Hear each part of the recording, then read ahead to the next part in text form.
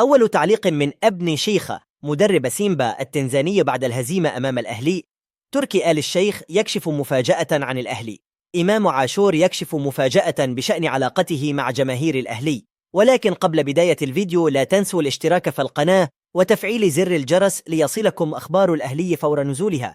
ونبدأ الفيديو بالصلاة والسلام على رسول الله صلى الله عليه وسلم. أول تعليق من ابن شيخة مدرب سيمبا التنزاني بعد الهزيمة أمام الأهلي. أشار عبد الحق بن شيخة المدير الفني لنادي سيمبا التنزاني إلى عدم استغلال الفرص في مواجهة الأهلي في دوري أبطال إفريقيا. وقال مدرب سيمبا في المؤتمر الصحفي بعد نهاية المباراة اليوم: قدمنا مباراة جيدة أمام فريق قوي مثل الأهلي، وأتيحت لنا العديد من الفرص. كان هناك تكافؤ وتقارب في الأداء، وتابع: ليس هناك نقاط ضعف في الأهلي وهو فريق متكامل، وعملنا بشكل جيد خلال الأيام الماضية، ولعبنا بالقوة التي نملكها، ولكن النقص كان مؤثرا. وأضاف المدرب: عندما تواجه فريقا كبيرا مثل الأهلي يجب عليك أن تستغل الفرص المتاحة، فإذا لم تفعل ذلك فسيتم معاقبتك. وهذا بالضبط ما حدث في مباراة اليوم. تركي آل الشيخ يكشف مفاجأة عن الأهلي. طالب تركي آل الشيخ رئيس هيئة الترفيه في السعودية مجلس إدارة الزمالك بإزالة صورة له داخل مقر النادي. وكان مرتضى منصور رئيس مجلس إدارة الزمالك قد وضع اسم وصورة آل الشيخ على أحد المباني داخل النادي الأبيض قبل سنوات.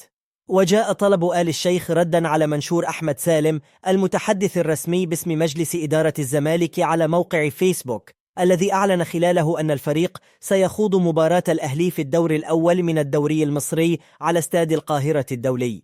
وكشف آل الشيخ في تصريحات لقناة أون تايم سبورتس أن الاتحاد الدولي لكرة القدم رفض نقل مواجهة الأهلي والزمالك في الدوري المصري إلى السعودية، وأن الزمالك كان قد وافق بالفعل.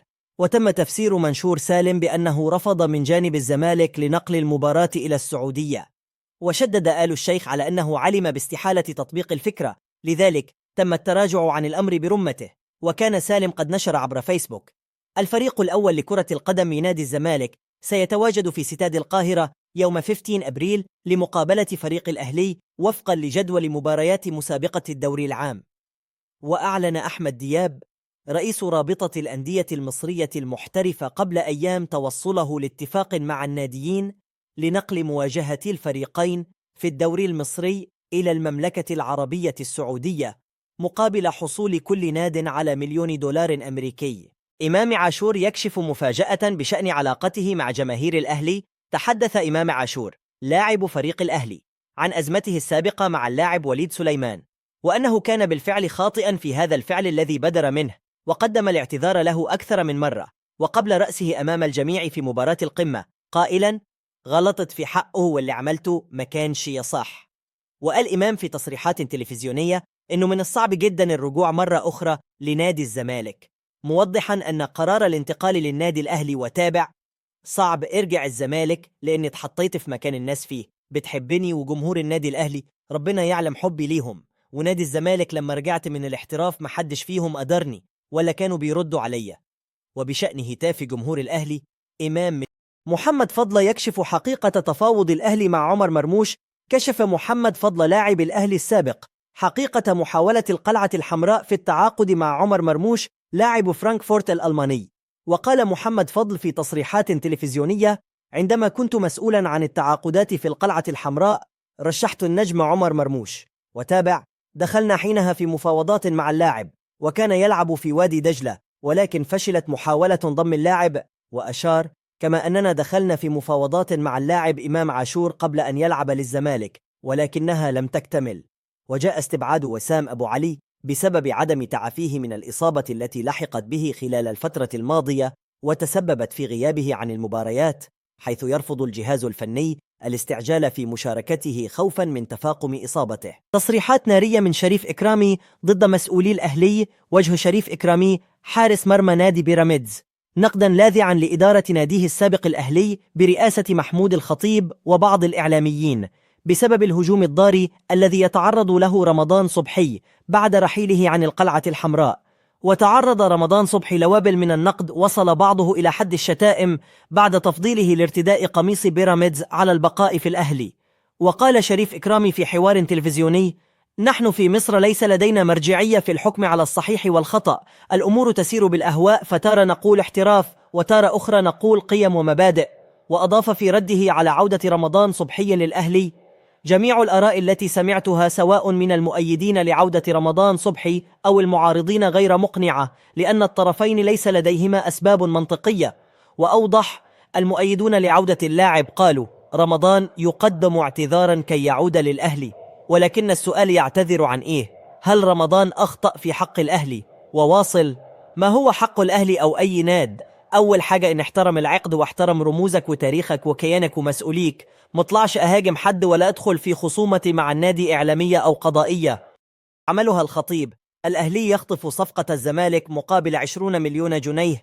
كشف مصدر مقرب من الأهلي أن مجلس الإدارة برئاسة الكابتن محمود الخطيب نجح أخيرا في إتمام صفقة من العيار الثقيل، وذلك بعد منافسة قوية وشرسة مع غريمه التقليدي الزمالك الذي يسعى هو الآخر لتدعيم صفوفه بلاعبين مميزين في سوق الانتقالات الصيفية المقبلة، والذي يبدأ بشكل رسمي بعد نهاية منافسات الموسم الحالي. وأكد المصدر أن إدارة الأهلي توصلت لاتفاق مع أحمد رمضان بيكهام نجم سيراميكا كليوباترا، وذلك بشأن عودته مرة أخرى إلى الأهلي خلال الموسم المقبل. وأوضح المصدر أن الأهلي يبحث عن مدافع قوي يستطيع حل المشاكل الموجودة في هذا المركز خلال الفترة المقبلة بعد استياء السويسري مارسيل كولر المدير الفني للأهلي من إصابات لاعبي مركز قلب الدفاع على مدار الفترة الأخيرة، بجانب رغبة محمد عبد المنعم في الرحيل وخوض تجربة احترافية عقب نهاية الموسم الحالي، وهو ما يجعل الأهلي مطالب بتدعيم هذا المركز بأسرع وقت ممكن. وكانت بعض المصادر المقربة من القلعة الحمراء قد زعمت أن صفقة انتقال بيكهام إلى الأهلي سيكلف نحو 20 مليون جنيه، بجانب إعارة لاعب من صفوف الأهلي إلى سيراميكا كليوباترا لمدة موسم واحد كجزء من هذه الصفقة. يذكر بأن الأيام الماضية شهدت محاولات واضحة من إدارة الزمالك من أجل إقناع بيكهام بالانضمام إلى صفوفه، ولكن نجم سيراميكا كليوباترا قد تمسك بالعودة مرة أخرى إلى صفوف الأهلي بعدما علم بوجود اهتمام من جانب مسؤولي المارد الأحمر بالحصول على توقيعه. أن مجلس الإدارة برئاسة الكابتن محمود الخطيب نجح أخيرا في إتمام صفقة من العيار الثقيل، وذلك بعد منافسة قوية وشرسة مع غريمه التقليدي الزمالك الذي يسعى هو الآخر لتدعيم صفوفه بلاعبين مميزين في سوق الانتقالات الصيفية المقبلة، والذي يبدأ بشكل رسمي بعد نهاية منافسات الموسم الحالي. وأكد المصدر أن إدارة الأهلي توصلت لاتفاق مع أحمد رمضان بيكهام نجم سيراميكا كليوباترا،